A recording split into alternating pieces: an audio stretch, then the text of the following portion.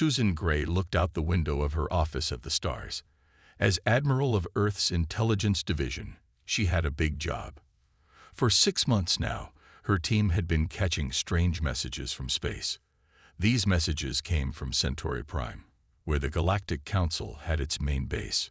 Susan turned back to her desk, and the screen showing the latest translated messages, words like containment and primitive species, kept showing up when they talked about Earth.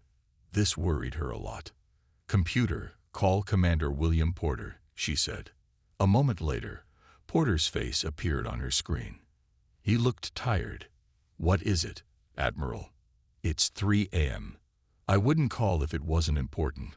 Will, we've got a problem." Susan sent him the files she'd been studying. "Look at these intercepted messages.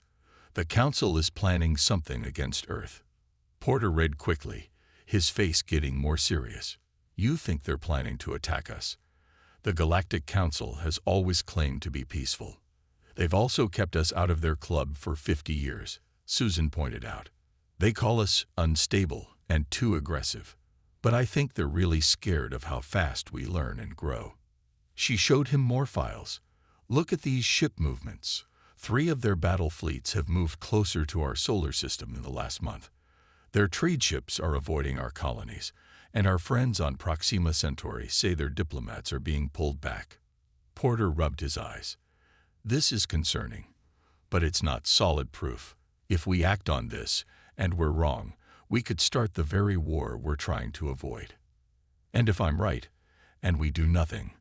Susan asked. "They could wipe us out before we even know what hit us." Porter was quiet for a long moment. "We need to tell President Walsh. This is above our pay grade." 2 hours later, Susan stood in the White House Situation Room. President Nancy Walsh listened carefully as Susan explained what her team had found. Around the table sat the Joint Chiefs of Staff and the Secretary of Defense. "You're telling me the peaceful Galactic Council is planning a surprise attack on Earth?" President Walsh asked. "Yes, Madam President. All signs point to it. They see us as a future threat, growing too quickly. They've denied us membership for decades because they fear us." Defense Secretary Peter Howard spoke up. "Even if you're right, what can we do? Their technology is far beyond ours." Susan smiled slightly. "Not as far as they think. Project Harbinger has made breakthroughs they don't know about." "The quantum chips." President Walsh looked surprised. "I thought they were still in testing." "The first 12 are ready," Susan confirmed.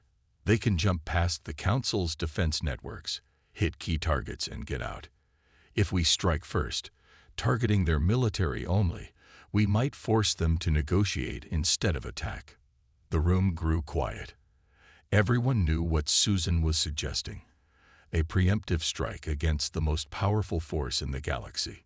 "You're asking me to start a war," President Walsh said softly. "I'm asking you to prevent one." Susan replied. "A war on their terms would mean Earth's destruction. A surgical strike from us might keep them from attacking at all." President Walsh stood up and walked to the window, looking at the clear blue sky. "Get me absolute proof of their plans. Real, solid evidence. If you can do that, we'll discuss your operation." Susan nodded. "There's an agent I think can get it. His name is Jack Holloway, our best undercover operative. If anyone can infiltrate the Council and get proof, it's him." "Do it," the President ordered. "And pray you're wrong about all of this." Susan left the White House with a heavy feeling. She knew she wasn't wrong.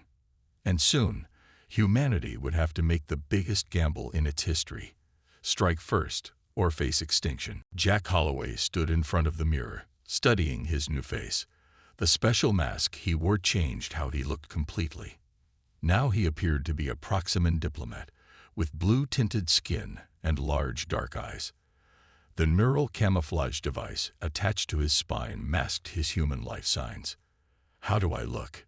he asked. Lisa Rodriguez, his handler and communications expert, checked the readings on her tablet.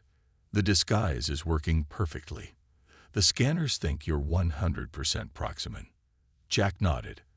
He was about to attempt the most dangerous mission of his career, infiltrating the Galactic Council headquarters during their high conclave meeting.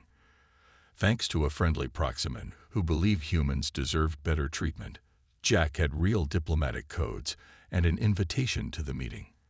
"Remember," Lisa said, "your name is Velnor, assistant to Council Member Thex. Stick to public areas, avoid security scans, and get to the listening post near the Grand Chamber." "I know the plan," Jack said. "Get in, plant the bugs, record the meeting, get out. And don't get caught," Lisa added. "If they discover a human has infiltrated their headquarters, it could give them the excuse they need to attack Earth right away." The small Earth stealth ship approached Centauri Prime under cover of a supply convoy. Using special tech that bent light around them, they slipped past the outer patrol ships. When they reached the massive space station that housed the Galactic Council, Jack boarded a diplomatic shuttle with other representatives coming for the big meeting. His heart beat faster as the shuttle docked at the station. Security officers scanned each passenger, but Jack's disguise held. He stepped onto the station and had to stop himself from staring. Hundreds of different alien species moved through the grand halls. Some looked almost human, while others were completely strange. Floating clouds of gas, spider-like beings with dozens of eyes, creatures made of crystal. Jack's earpiece buzzed. "Status check," Lisa's voice said quietly. "I'm in," Jack whispered, pretending to adjust his collar. "The place is packed with delegates. Security is heavy. Stay focused. Head to Section 42B.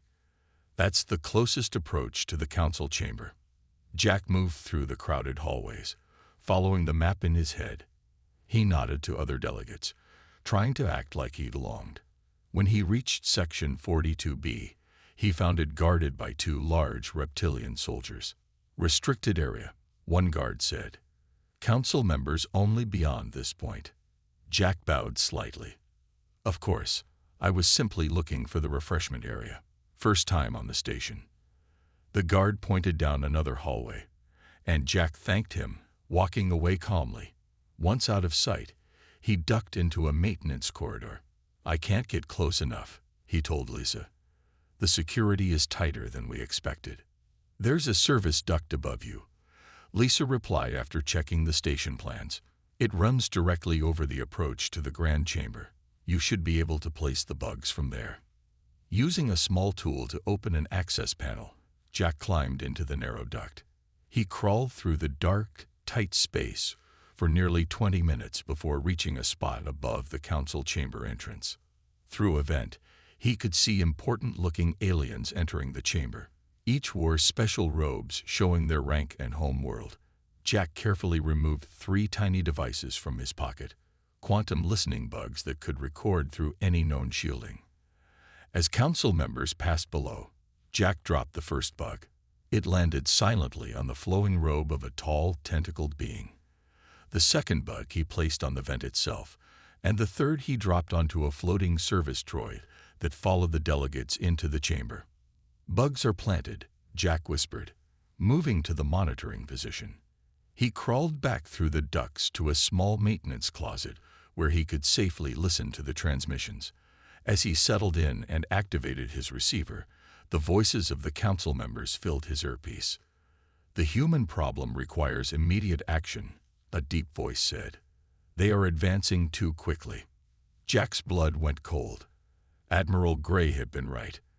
The council was indeed planning something against Earth, and he was about to learn exactly what it was. Jack Holloway sat in the dark maintenance closet, listening carefully to the voices coming through his earpiece. He could hardly believe what he was hearing. The Galactic Council, which claimed to stand for peace and cooperation, was planning to attack Earth. "The human problem grows worse each day," said a high-pitched voice. Jack's device identified it as High Counselor Seth Nar from the Arcturian hegemony. "Their technology is advancing too fast. Our projections show they could reach Tier 2 status within 20 years. Another voice spoke up, deeper and with a strange echo. "I agree. My analysis shows a 78% chance they will challenge our authority within 2 decades. Humans are too unpredictable and aggressive to be trusted with advanced technology. This was Counselor Mev Texel of the Silicon Collective, a race of crystal-based life forms. "What do you propose?" asked a third voice. "A coordinated strike," Zethnar replied. "We target their major military bases and research centers first. Then we introduce a tailored virus that will slow their technological progress. Finally, we implement genetic modifications to make future generations more docile." Jack felt sick as he recorded everything. These beings were calmly discussing the enslavement of his entire species. "When do we begin?" someone asked. "The fleet will be in position in 3 standard weeks. We strike without warning. The humans will never know what hit them." Jack had heard enough. He needed to get this information back to Earth immediately. He carefully closed the connection to the bugs and prepared to make his way back to the extraction point, where Lisa would pick him up. As he stepped out of the maintenance closet, an alarm suddenly blared throughout the station. A voice spoke in multiple languages. "Security alert. Unauthorized life form detected in Section 38. All security personnel report." Jack cursed under his breath. Something had gone wrong with his disguise. He touched the neural camouflage device on his back and felt it was unusually warm. The power cell must be failing. "Lisa," he whispered urgently into his communicator. "I've been compromised. Need immediate extraction." "Working on it," she replied, her voice tense. "Can you reach docking bay 12? I can bring the ship in, but I'll only have a short window." "On my way," Jack said, breaking into a run. He rounded a corner and nearly collided with 2 security guards. Their eyes widened when they saw him. "Human," one of them shouted, reaching for a weapon. Jack didn't hesitate.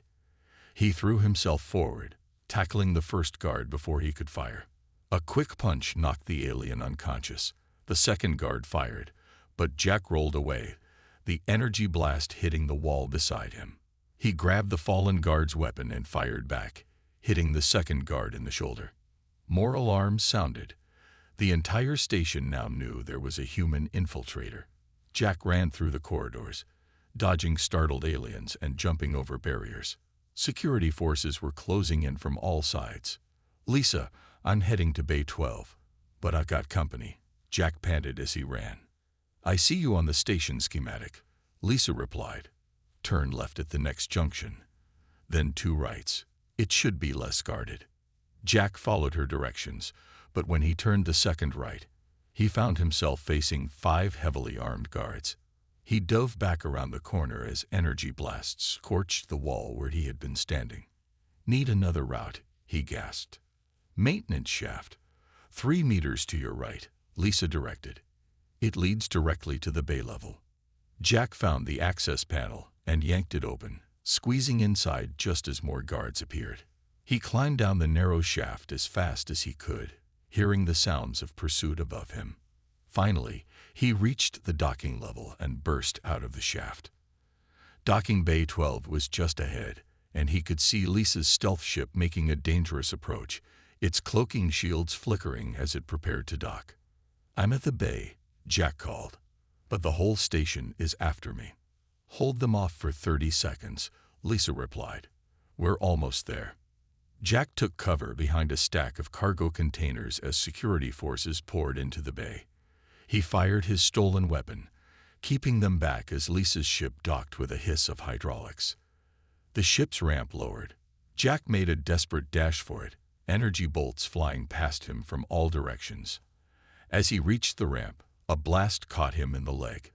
He stumbled but kept going, dragging himself inside. "Go, go, go," he shouted as the ramp began to close. Lisa's ship disengaged from the station and accelerated away, taking heavy fire. 2 Earth operatives who had been part of the extraction team lay dead on the floor, hit by fire from the station. "Did you get it?" Lisa asked, piloting the ship through evasive maneuvers. Jack held up the small data device containing the Council's plans. "I got it. Earth needs to know." President Nancy Walsh stared at the large screen in the White House Situation Room. On it played the recording Jack Holloway had risked his life to obtain. Around the table sat her most trusted advisors, their faces grim as they listened to alien voices calmly discussing the planned destruction of human independence. When the recording ended, the room was silent for a long moment. "There's no mistake," Admiral Susan Gray said finally. "The Galactic Council plans to attack us in less than 3 weeks. They want to change our genes to make us easier to control." Secretary of State George Franklin stood up, his hands shaking slightly. "We should try to talk to them. Maybe we can convince them we're not a threat." "Did you not hear what they said?" Defense Secretary Katherine Nelson shot back. "They've already decided. They see us as a problem to fix, not as equals to talk with." "What are our options?" President Walsh asked, her voice steady despite her fear. Admiral Gray stepped forward and activated the room's holographic display. A 3-dimensional map of nearby star systems appeared, with Earth and the Council worlds highlighted. "We're outnumbered and their technology is more advanced than ours in many areas," Gray admitted. "In a straight fight, we would lose. So we surrender?" someone asked. "No," Gray said firmly. "We have 2 advantages they don't know about. First, we know they're coming. Second, they've underestimated our capabilities." She touched the display, and 12 small ship symbols appeared near Earth. The Harbinger fleet, ships with our new quantum displacement drives. They can jump past normal space defenses and appear directly at their targets. "What are you suggesting?" the President asked. "Operation First Strike," Gray answered. "A preemptive attack on their key military assets. We can't defeat their whole military, but we can cripple their ability to launch the planned attack against Earth." The room erupted into debate. Some argued it was too risky. Others said it was their only chance. "The casualties?" President Walsh asked, quieting the room. "Far less than if we wait for them to hit us first," Gray replied. "We'll target military installations only, avoiding civilian populations. And if we succeed, it might force them to negotiate instead of seeing us as easy prey." President Walsh walked to the window and looked out at the clear sky. Somewhere out there, alien ships were preparing to attack her world, to enslave her people. "If we do nothing, what happens to Earth?" she asked quietly. "Based on what we heard, they'll destroy our military, erase decades of progress, and genetically modify future generations of humans to be obedient," Gray said. "We'll become their slaves." Walsh turned back to face the room. "And if we strike first and fail?" "Then we're no worse off than waiting for their attack," Gray answered. "But we'll have fought back." Walsh nodded slowly. "How soon can the operation be ready?" 72 hours, Gray said. "We've been preparing contingency plans since we first suspected their intentions." The President looked at each face in the room, seeing the mixture of fear and determination. This would be the most important decision of her life, perhaps the most important in human history. "We didn't ask for this fight," she said finally. "We've tried to be peaceful neighbors, but if they won't allow us to exist freely, we must defend ourselves." She straightened her shoulders and spoke with clear authority. "Admiral Gray, you have authorization to implement Operation First Strike. God help us all." The room burst into activity. Officers rushed to relay orders. Within minutes, military bases around the world went to their highest alert level, though the public was told only that routine exercises were taking place. In her office later that night, President Walsh recorded a message to be broadcast to the world after the operation began. She looked directly into the camera, her face solemn. "My fellow citizens of Earth, by the time you see this, we will have taken an action unprecedented in human history." She paused, thinking of all that might come next: victory, defeat, or something in between. One thing was certain: after tonight, humanity's place in the galaxy would never be the same again. The next 72 hours were the busiest in human military history. Across Earth and the Moon, soldiers and pilots prepared for a mission unlike any before. The public knew nothing about what was happening. They were told only that routine military exercises were taking place. Commander Alan Price walked through the huge hangar at Lunar Base Alpha. 12 sleek black ships stood in perfect formation. These were the Harbinger-class destroyers, Earth's most advanced weapons. No one outside a small circle of military leaders even knew they existed. "How are the quantum drives?" Price asked the chief engineer, Helen Murphy. "All 12 ships are at 100% readiness," Helen replied. "The drives will let us jump directly to the target locations without using the normal space lanes. The Council won't see us coming." Price nodded. The quantum displacement drives were humanity's greatest secret. The Galactic Council believed humans were decades away from such technology. That mistake would cost them dearly. In another part of the base, Lieutenant Maria Carter addressed the pilots under her command. 30 men and women stood at attention, their faces serious. They had been training for months without knowing the real purpose of their mission. Now they knew. "Each of you has been assigned a specific target," Maria said. "You will strike fast, confirm the hit, and jump back immediately. No heroics, no deviations from the plan." She showed them holographic images of their targets: space stations, defense platforms, communication centers, and fleet coordination systems. All were military assets crucial to the Council's planned attack on Earth. "Remember," Maria continued, "we're not fighting for glory or conquest. We're fighting for our right to exist as we are, without being enslaved or changed against our will."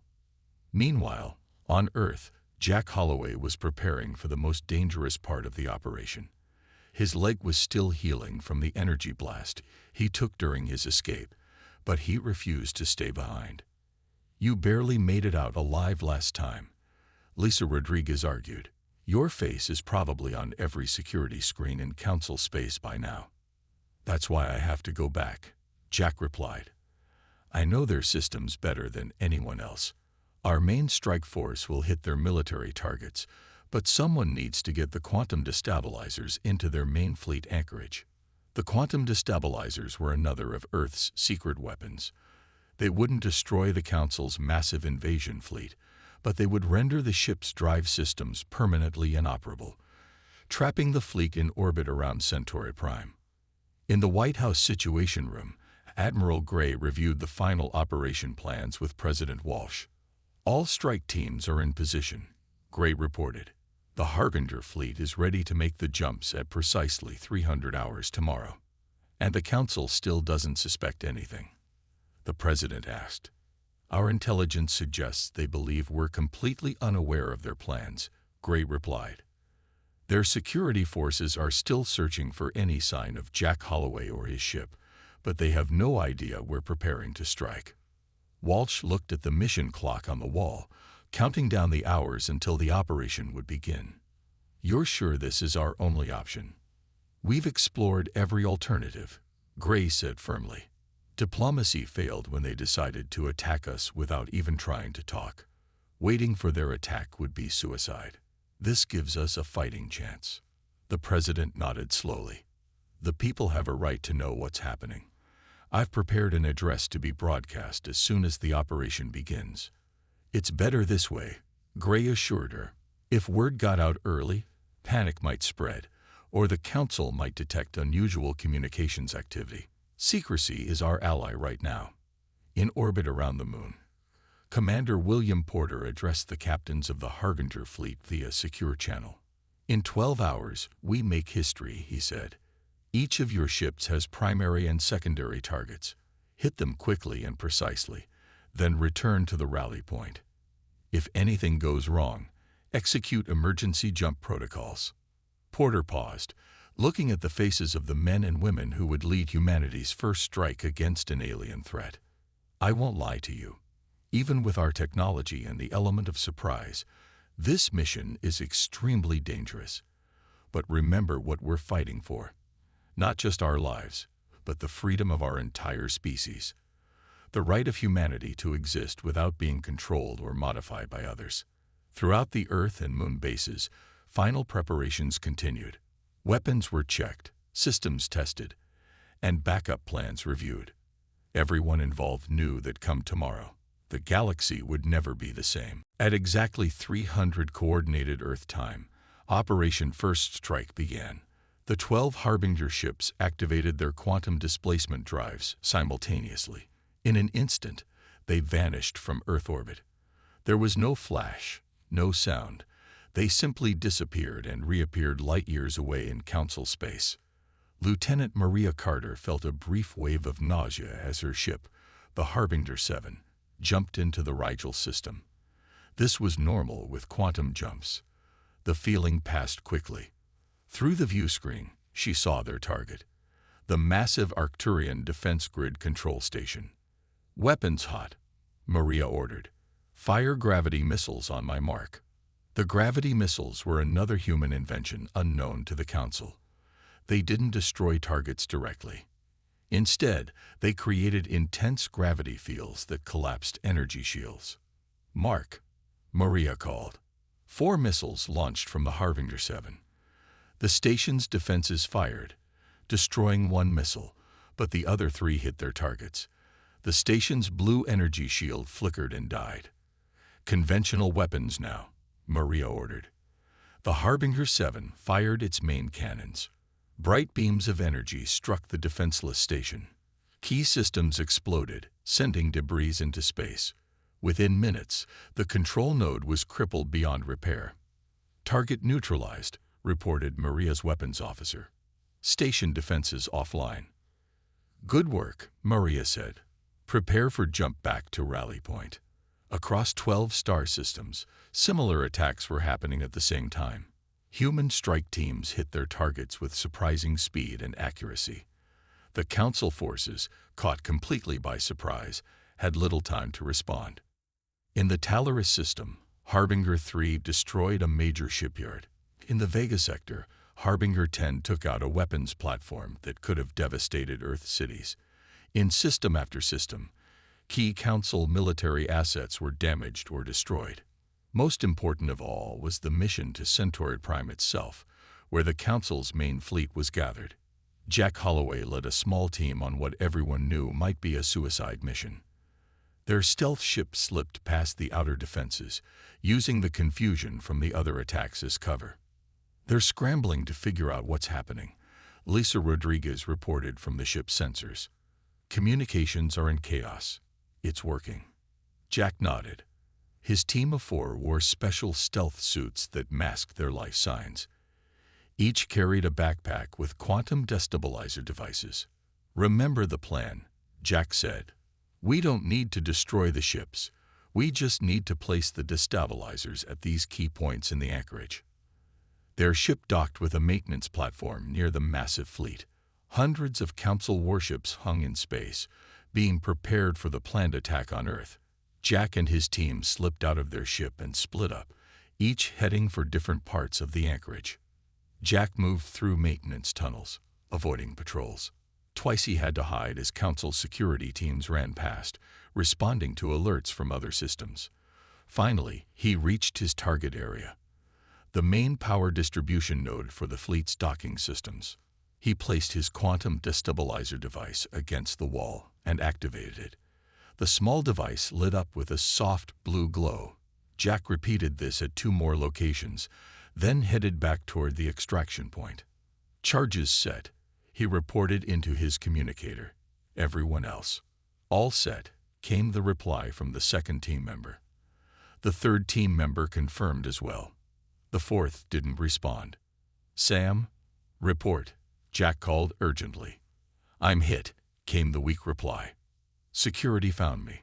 Device is set though." Jack heard energy weapons firing through the communicator, then silence. "We have to go," Lisa urged from the ship. "Fleet Command is starting to organize a response." Jack reluctantly agreed. They couldn't risk the entire mission for one person. "Begin extraction," he ordered. Jack and the 2 remaining team members made it back to their ship under heavy fire. As they pulled away from the anchorage, Jack activated the quantum destabilizers. There was no explosion. Instead, a wave of quantum disruption spread through the fleet. Ship after ship lost power to their engines. The specialized devices didn't harm any people, but they rendered the drive systems permanently inoperable. The massive invasion fleet, which had been preparing to destroy Earth, now hung useless in space. Hundreds of the most powerful warships in the galaxy were now little more than floating buildings. Mission accomplished, Jack reported, as their ship jumped back toward Earth. The Council fleet is neutralized. News of the human attack spread quickly across Council space. On Centauri Prime, the Galactic Council gathered for an emergency meeting. Their grand chamber, usually orderly and formal, was now filled with angry shouts and accusations. High Counselor Zethnar of the Arcturian hegemony pounded his fist on the table. This unprovoked attack cannot stand. I demand immediate retaliation against the human homeworld. Other council members shouted their agreement, but the military commanders present had troubling news to share. Honor Counselors, said Fleet Admiral Kex of the Regellian forces, I must report that our situation is severe. The humans have disabled or destroyed critical systems across 12 star systems simultaneously. He activated a holographic display showing the damage. Red points of light marked destroyed facilities across Council space. Our fleet coordination centers are offline. Defense grids in 3 sectors are non-functional. Most concerning of all, our main battle fleet at Centauri Prime has been immobilized. What do you mean, immobilized? Zethnar demanded. The drive systems of all ships in the anchorage have been rendered inoperable by some kind of quantum disruption technology. We cannot move them. Our engineers estimate it will take months, perhaps years, to replace all affected systems. The chamber fell silent as the council members realized what this meant. Their carefully planned attack on Earth was now impossible. How did they know? Asked Counselor Mev Tuxel of the Silicon Collective. Our plans were secret, and how did primitive humans develop such technology without our knowledge? No one had a good answer. The Council had clearly underestimated humanity. As they argued about what to do next, a message arrived from Earth. President Nancy Walsh's face appeared on the main screen in the Council chamber. Her expression was calm but determined. To the Galactic Council and all sentient beings, she began. Today, humanity defended itself against imminent attack. We have evidence of the Council's planned aggression against us, their intent to subjugate, modify, and control our species without provocation. The council members looked at each other in shock. Somehow, the humans had learned of their plans. We did not start this conflict, Walsh continued, but we moved to protect ourselves when left no alternative. Let me be clear, we do not seek war with any species. We desire only peaceful coexistence and the right to determine our own destiny. She paused, letting her words sink in. Our strikes were precise, targeting military assets only, avoiding population centers. This restraint was deliberate and reflects our values. To the Council, we are prepared to defend ourselves further if necessary, but we prefer negotiation. To all others, judge for yourselves whether the Council's planned extinction of our species was just. The message ended, but it had been broadcast not just to the Council chamber, but to every world in Council space. The Council's secret plans were now public knowledge. Over the next few days, the political landscape of the galaxy changed dramatically. 7 species, long unhappy with Council rule, formally withdrew their membership in protest. The Proximans were first, followed by the Taotians, the Deneb Collective, and others. Public opinion across many worlds turned against the Council. News channels across the galaxy showed the human strikes as defensive actions against a corrupt Council plot. 2 weeks after the human attack, a delegation from Earth arrived at Centauri Prime. Admiral Susan Gray led the group, accompanied by Commander William Porter and a small security team. They came not as conquerors, but as equals demanding to be heard. In the Council chamber, now half empty with so many members having withdrawn, Admiral Gray spoke directly to those who had planned to destroy her world. "We come offering a choice," she said. "Continue this conflict, which you cannot win in your current state, or recognize Earth as a sovereign power with the right to exist free from interference, and begin a new relationship based on mutual respect. High Counselor Zethnar glared at the human delegation, but other council members, seeing the changed reality of their situation, began to consider a different path forward. 3 months after humanity's first strike, the galaxy looked very different. 7 species had left the Galactic Council completely. They formed a new group with Earth called the Alliance of Sovereign Species. This new alliance believed that all intelligent life forms should have the right to develop without interference. The Council, once the strongest power in the galaxy, had lost much of its authority. Many worlds now questioned its decisions and motives. After weeks of tense negotiations, the Council finally agreed to peace talks with Earth. On a neutral space station called Harmony, representatives from all major galactic powers gathered for a historic meeting. President Nancy Walsh led the Earth delegation. The new Council speaker, a moderate proximan named Kelthera, represented what remained of the Galactic Council. Admiral Susan Gray stood near the entrance of the Grand Treaty Hall, watching as aliens and humans mingled. Some aliens still looked at humans with fear or anger, but many others showed respect. "Do you think they'll honor the agreement?" Susan asked Commander William Porter, who stood beside her. Porter watched as President Walsh and Speaker Kelthera exchanged formal greetings. "They don't have much choice. The coalition we've built ensures they can't isolate us again. And our little demonstration proved we're not the primitives they thought we were." In the center of the hall, President Walsh and Speaker Kelthera signed the Treaty of Mutual Recognition. This historic document established new principles for relations between galactic powers. First, all sentient species had the right to develop their own technology and culture without interference. Second, no species could be modified genetically without their explicit consent. Third, disputes between worlds would be settled through negotiation, not force. Fourth, information and technology would be shared more openly among all worlds. Jack Holloway, now working as a diplomatic liaison, moved through the crowd. Just months ago, he had been hunted as an enemy in Council space.